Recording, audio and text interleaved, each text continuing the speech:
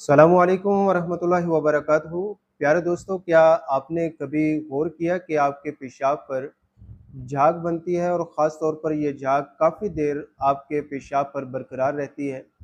और इसी तरह आपके जिस्म के अंदर बहुत ज़्यादा कमज़ोरी और थकावट महसूस हो रही है। आपके जिस्म पर सूजन आ रही है, ख़ास तौर पर आपके हाथों और पाँव पर जो है वो सोज आ रही है और इसी तरह आपकी आँखों के नीचे जो है वो सोज़िश आ रही है। तो आपकी ये तमाम अलामत आपके जिस्म के अंदर एक बहुत अहम बीमारी की अलामत हो सकती हैं और इस बीमारी को प्रोटीन यूरिया कहा जाता है। यानी कि आपके पेशाब के अंदर प्रोटीन आना शुरू हो चुकी है, जिस वजह से आपके पेशाब में झाग बन रही है, आपके जिस्म पर सोजिश आना शुरू हो चुकी है और इसी तरह जो है आपको कमज़ोरी और थकावट महसूस होने लगी है। दोस्तों, आज की इस वीडियो में हम पेशाब में प्रोटीन आने के हवाले से तफसील के साथ बात करेंगे कि पेशाब में प्रोटीन किस वजह से आती है और इसकी अलामात क्या-क्या महसूस हो सकती हैं आपको। और इसके लिए मैं आपको एक आसान घरेलू इलाज के बारे में बताऊंगा, जिसे आप करेंगे तो इससे इंशाअल्लाह ताला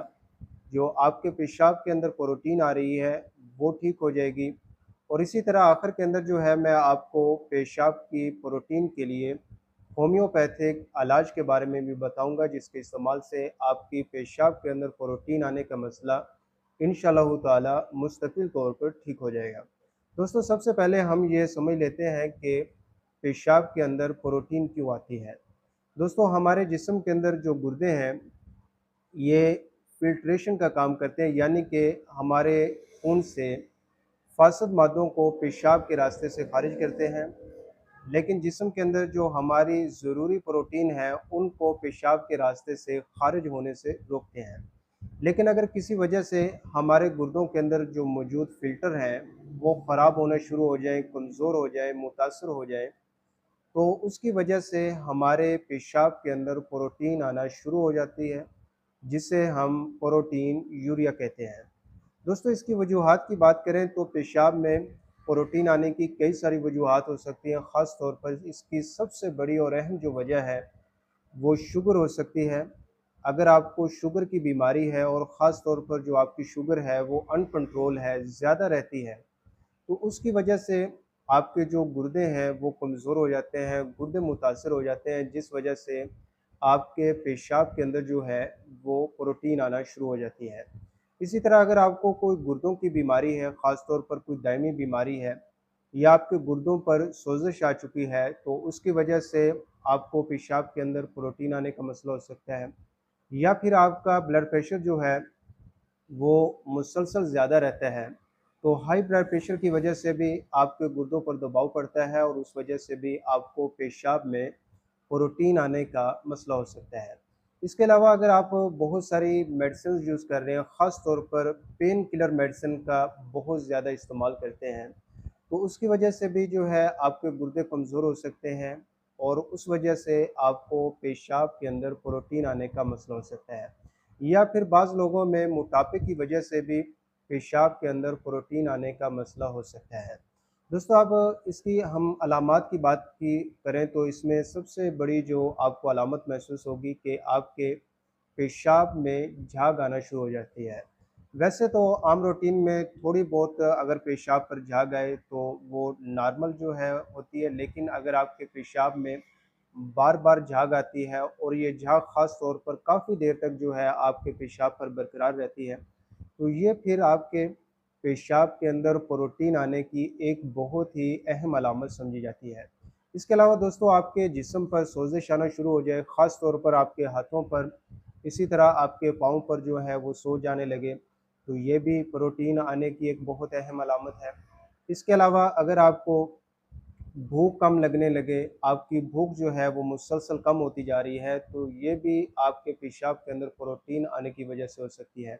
और इसके अलावा एक और बहुत अहम अलामत है, जिसे आप बहुत ही आसानी के साथ पहचान सकते हैं, वो ये है कि आपकी आँखों के नीचे जो है वो सोज़िश आना शुरू हो जाती है, आँखों के नीचे जो है वो सूजन शुरू हो जाती है। तो अगर आपके आँखों के नीचे जो है वो सूजन आ रही है, तो ये फिर आपके पेशाब के अंदर प्रोटीन आने की एक बहुत ही अहम अलामत हो सकती है। दोस्तों, अगर आपको पेशाब के अंदर प्रोटीन आ रही है और आपको इनमें से कोई भी अलामत महसूस हो रही है, ख़ास तौर पर अगर आपको हाथों और पाँव पर सूजन महसूस होती है, आँखों के नीचे सूजन महसूस होती है या आपको पेशाब पर झाग आ रही है,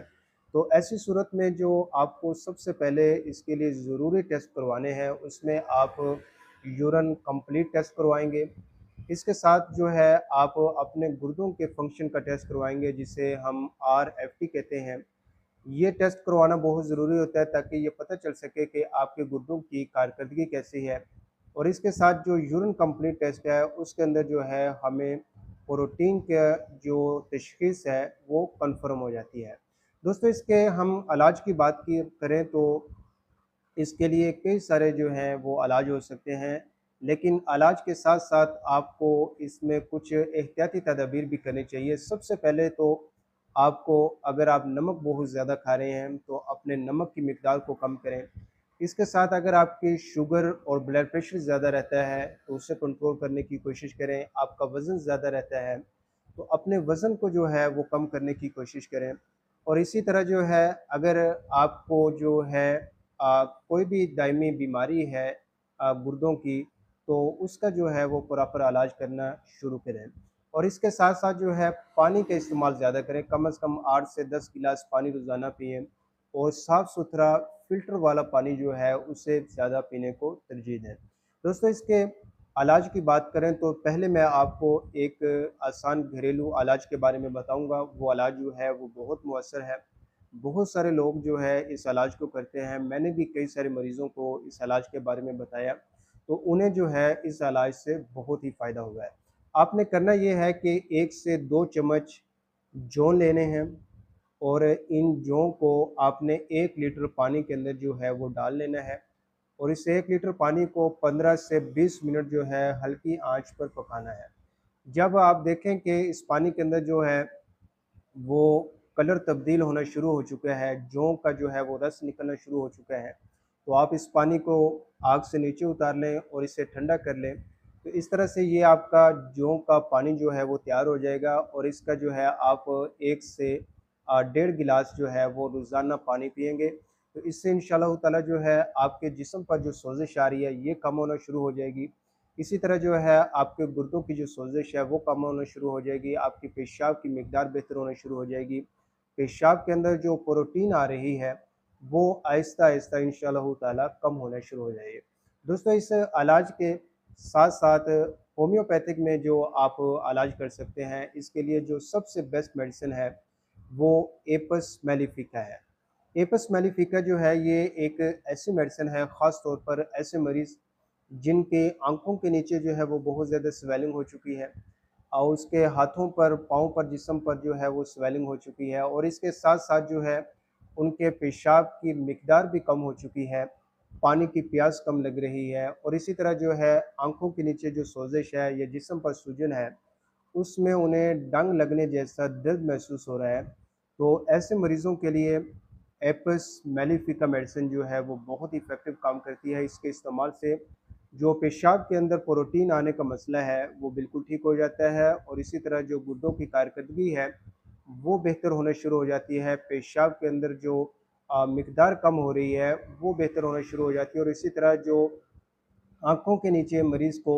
सूजन हो रही है, सोज़िश हो रही है, वो बेहतर होना शुरू हो जाती है। और इसके साथ जो दूसरी मेडिसिन इस्तेमाल की जा सकती है, वो मेडिसिन है आर्सेनिकम एल्बम। दोस्तों आर्सेनिकम एल्बम जो है, ये भी मेडिसिन ख़ास तौर पर ऐसे मरीज़ों के लिए बहुत इफ़ेक्टिव है जिनके पेशाब के अंदर प्रोटीन आने का मसला है और उसके साथ उनको जिस्म के अंदर बहुत ज़्यादा कमज़ोरी और थकावट महसूस होती है, नकाहत महसूस होती है और इसी तरह उनके जिस्म के अंदर बहुत ज़्यादा बेचैनी होती है और इसके साथ-साथ उन्हें बार-बार थोड़े-थोड़े जो है पानी की प्यास लगती रहती है और इसी तरह उनके जिस्म के अंदर जो है वो सूजन हो रही है, सोज़िश हो रही है। तो ऐसे मरीज़ों के लिए जो है आर्सेनिकम एल्बम मेडिसिन इस्तेमाल करने से पेशाब के अंदर जो प्रोटीन आने का मसला है, वो बेहतर होना शुरू हो जाता है। दोस्तों इन दोनों मेडिसिन को जो इस्तेमाल करने का तरीक़ेकार है, एपस मेलिफिका 30 पोटेंसी के अंदर और आर्सेनिकम एल्बम 30 पोटेंसी के अंदर आधा गिलास ताज़ा पानी के अंदर जो है 5 कतरे सुबह, 5 दोपहर, 5 शाम दिन में 3 दफ़ा पानी के अंदर हल करके इस्तेमाल किया जाए। इसके साथ एक और मेडिसिन जो है वो है एपोसाइनम। एपोसाइनम मेडिसिन जो है ये भी ख़ास तौर पर ऐसे मरीज़ों के लिए इफ़ेक्टिव रहती है जिनके पेशाब के अंदर प्रोटीन आने का मसला है और उसके साथ साथ उनके जिस्म पर बहुत ज़्यादा सूजन हो रही है, सोजिश हो रही है। तो ऐसे मरीज़ों के लिए जो एपोसाइनम मेडिसिन है वो बहुत इफ़ेक्टिव रहती है। इस मेडिसिन को मदर टिंचर फॉर्म के अंदर यानी एपोसाइनम क्यू में जो है 10 कतरे सुबह, 10 दोपहर, 10 शाम, आधा गिलास ताज़ा पानी के अंदर जो है वो हल करके दिन में 3 दफ़ा इस्तेमाल करवाना चाहिए और इन मेडिसिन को कम से कम जो है 5 से 6 हफ़्ते जो है वो रेगुलर यूज़ किया जाए। तो इससे इंशाअल्लाह ताला जो प्रोटीन का पेशाब में आने का मसला है, प्रोटीन यूरिया की जो प्रॉब्लम है, वो इंशाअल्लाह ताला मुस्तकिल तौर पर ठीक हो जाएगी। दोस्तों इन मेडिसिन के अलावा भी होम्योपैथी में और भी कई मेडिसिन्स हैं जो कि मरीज़ की अलामात के मुताबिक और पेशाब में प्रोटीन आने की असल वजह को मद्देनज़र रखते हुए जो है वो इस्तेमाल करवाई जाती हैं। इसलिए कोई भी मेडिसिन इस्तेमाल करने से पहले आप अपने करीबी होम्योपैथ डॉक्टर से मशवरा ज़रूर लें और अगर आप अपनी सेहत के हवाले से, पेशाब में प्रोटीन आने के हवाले से इसके बारे में मुझसे कोई मशवरा लेना चाहें तो आप मेरे इस व्हाट्सएप नंबर पर मुझसे रब्ता कर सकते हैं। आपका केस तफसील से लेने के बाद आपके लिए एक मौसर होम्योपैथिक इलाज को तजवीज़ किया जाएगा जिससे इंशाअल्लाह ताला आपका ये मसला मुस्तकिल तौर पर ठीक हो जाएगा। दोस्तों इन मेडिसिन्स के बारे में आपको कोई भी सवाल हो आप कमेंट सेक्शन में ज़रूर पूछिए, इंशाअल्लाह ताला मैं उसका जवाब देने की पूरी कोशिश करूँगा। अपनी सेहत का बहुत सारा ख्याल रखिए। एक नई वीडियो के साथ आपके साथ दोबारा मुलाकात होगी। Homeopath doctor Mohammad Siddique.